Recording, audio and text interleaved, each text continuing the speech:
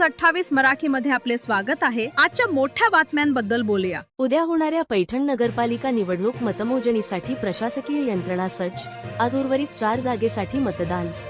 पैठण नगर परिषद सार्वत्रिक निवडणूक 2025 ची निवडणूक 2 डिसेंबरला 21 नगरसेवक व नगराध्यक्ष पदासाठी पार पडली होती। उर्वरित असलेल्या 4 नगरसेवक पदासाठी आज दिनांक डिसेंबर 20 रोजी मतदान होत आहे।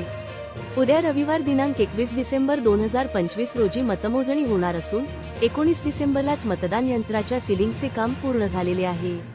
मतमोजणीसाठी प्रशासकीय यंत्रणा पूर्ण सज्ज असून मोठा पोलीस बंदोबस्त ठेवण्यात येणार आहे।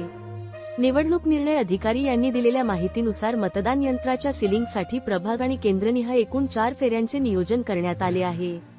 यासाठी स्वतंत्र टेबल व्यवस्था करण्यात आली आहे। पैठण शहरासह तालुक्यातील सर्वांनाच या निकालाची उत्सुकता असून निकालाकडे सर्वच राजकीय पक्षाचे लक्ष लागून आहे। 21 डिसेंबरला सकाळी 10 वाजेपासून मतमोजणीला सुरुवात होणार असून यासाठी विशेष व्यवस्था करण्यात आली आहे। कंट्रोल युनिटमध्ये मतांची मोजणी करण्यासाठी प्रभाग निहाय टेबलची मांडणी करण्यात आली आहे।